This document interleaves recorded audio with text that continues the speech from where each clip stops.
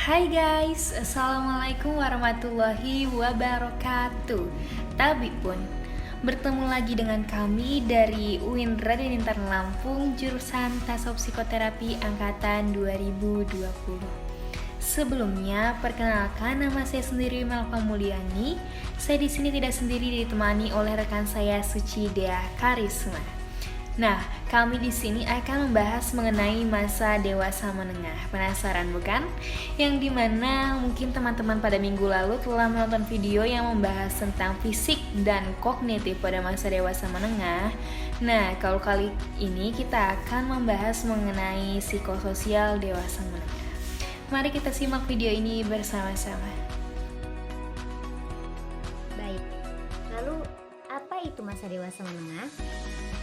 Usia dewasa menengah yaitu rentan usia 40-60 tahun. Merupakan usia di mana seseorang sudah mulai terjadinya penurunan pada aspek fisik dan bertambahnya tanggung jawab. Pada usia dewasa tengah ini, seseorang lebih dewasa dalam berpikir. Namun, ada ketidaksiapan dalam perubahan fisik yang berdampak pada psikisnya. Pada dewasa tengah juga, seseorang lebih memaknai hidupnya, melakukan hal positif yang bermanfaat bagi dirinya dan orang lain. Pokok pembahasan yang akan dibahas dalam video ini yang pertama adalah perkembangan psikososial, yang kedua relasi romantis, yang ketiga krisis parubaya, yang keempat kesejahteraan psikologi atau psychological well-being, yang kelima ada kesehatan mental, dan yang terakhir ada kualitas hidup. Yang pertama, perkembangan psikososial. Selama masa dewasa, dunia sosial dan personal dari individu menjadi lebih luas dan kompleks dibandingkan dengan masa-masa sebelumnya. Pada masa dewasa ini, individu memasuki peran kehidupan yang lebih luas. Pola dan tingkah laku sosial orang dewasa berbeda dengan beberapa hal dari orang yang lebih muda. Perbedaan-perbedaan tersebut tidak disebabkan oleh perubahan-perubahan fisik dan kognitif yang berkaitan dengan penuaan, tetapi lebih disebabkan oleh peristiwa-peristiwa kehidupan yang dihubungkan dengan keluarga dan pekerjaan. Selama periode ini, orang melibatkan diri secara khusus dalam karir, pernikahan, dan hidup berkeluarga. Menurut Erikson, masa dewasa ini masuk ke fase generativitas versus stagnasi. Tahap generativitas versus stagnasi dari Erikson menyatakan orang dewasa di usia parubaya menghadapi sebuah isu penting, yaitu generativitas versus stagnasi.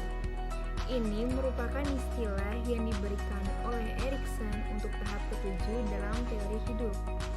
Generativitas merujuk kepada hasrat orang dewasa untuk mewariskan sesuatu ini. Orang dewasa mencapai keabadian.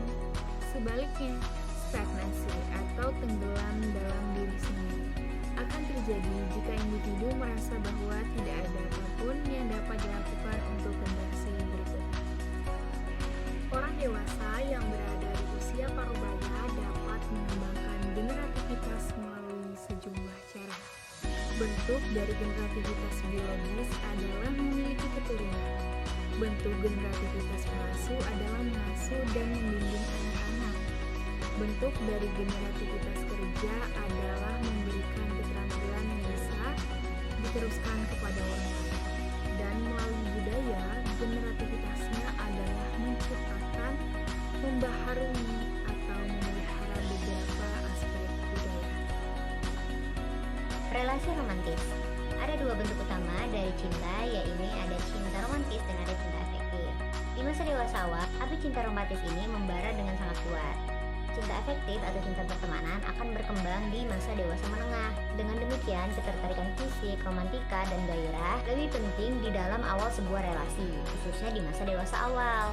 Rasa aman, loyalitas, dan minat emosional yang bersifat timbal balik menjadi lebih penting ketika relasi telah matang, khususnya di masa dewasa menengah.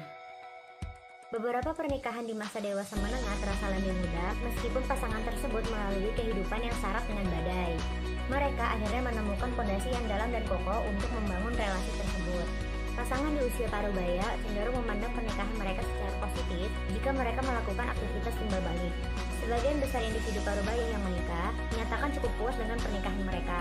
Sedangkan yang mengalami perceraian di masa dewasa awal dan dewasa menengah itu berbeda, di mana memandang bahwa perceraian ini mungkin memberikan hasil positif bagi sebagian individu, tetapi tidak dapat dipungkiri pula bahwa akan berdampak negatif bagi sebagian individu lainnya.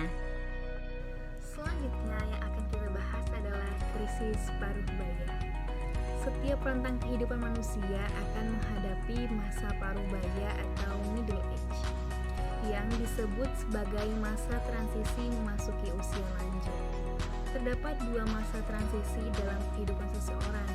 Yang pertama pada masa remaja, yang kedua pada saat paruh baya.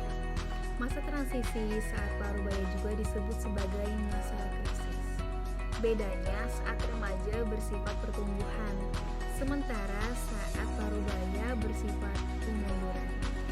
Tetapi perasaan dan perilakunya hampir sama, yaitu suka canggung dan terkadang bingung menghadapi suatu perubahan. Jika seseorang tidak memiliki persiapan atau menyadari akan adanya perubahan, kecemasan akan timbul karena usia keemasan di masa muda sudah tiba. Contoh dari reaksi ekstrim atas krisis paruh baya yaitu munculnya istilah pubertas kedua. Menurutnya, kepercayaan diri pada paruh baya mempengaruhi sikap dan perilaku mereka. Perilaku pada pria seperti menggoda gadis, meski istrinya sendiri di rumah jauh lebih cantik, sebagai ekspresi untuk menegaskan diri bahwa dirinya masih eksis seperti dahulu dan ingin tetap diakui. Sementara reaksi ekstrim pada perempuan dengan cara yang lebih halus tetapi bisa sama merusak. Misalnya membelanjakan uangnya untuk membeli baju baru atau memanjakan diri ke salon agar penampilannya lebih baik.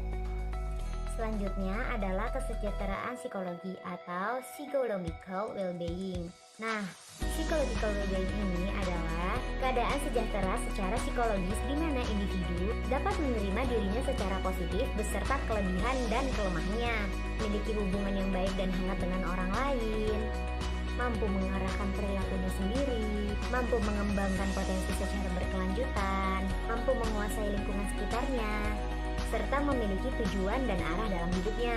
Sehingga dapat diketahui bahwa jika perkembangan masa dewasanya baik, maka akan memiliki tingkat psychological well-being yang baik pula. Baik, selanjutnya akan kita bahas adalah kesehatan mental. Usia dewasa menengah merupakan masa stres, sehingga ada beberapa mengalami kecemasan atau stres, seperti menopause bagi perempuan. Timbulnya kecemasan pada wanita usia madya dalam menghadapi menopause disebabkan oleh dorongan-dorongan seksual yang tidak mendapatkan kepuasan dan terhambat, sehingga mengakibatkan banyak konflik lain. Dan pada laki-laki terjadi kecemasan akibat disfungsi ereksi. Setelah itu ada pula gangguan obsesif kompulsif atau obsessive compulsive disorder atau OCD. Contoh dari obsesi yang sangat besar atau kuat dan mengganggu kehidupan sehari-hari. Misalnya orang yang bertanya-tanya tanpa kesudahan, apakah pintu-pintu sudah dikunci dan jendela-jendela sudah ditutup, dan contoh lain. Berikut pula 4 kategori utama stres yang dialami usia dewasa. Yang pertama, stres somatik yang disebabkan oleh keadaan jasmani yang menunjukkan usia tua. 2. Stres budaya yang berasal dari penempatan nilai yang tinggi pada kebudayaan, keperkasaan, dan kesuksesan oleh kelompok budaya tertentu. 3. Stres ekonomi yang diakibatkan oleh beban keuangan dari mendidik anak dan memberikan status simbol bagi seluruh anggota keluarga. Yang terakhir, stres psikologis yang mungkin diakibatkan oleh kematian pasangan, kepergian anak dari rumah, kebosanan terhadap perkawinan, rasa hilangnya masa muda, dan mendekati ambang kematian. Yang terakhir adalah kualitas hidup. Kualitas hidup dewasa muda atau dewasa menengah akan lebih baik apabila individu tersebut mampu menjalankan tanggung jawab sesuai dengan peran individu tersebut. Salah satunya menjalankan tanggung jawabnya dalam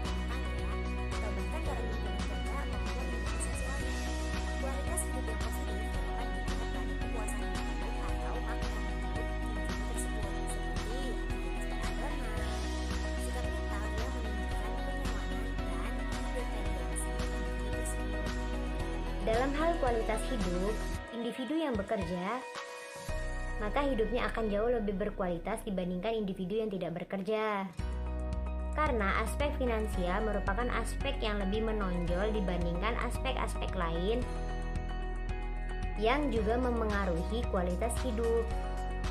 Individu dewasa menengah antara 40-60 tahun lebih suka mengisi waktu luang mereka dengan berpergian atau piknik, memelihara binatang peliharaan mereka, melakukan hobi mereka seperti menjahit, mengecat, memasak, atau melakukan kegiatan yang membutuhkan kontak dengan sosial.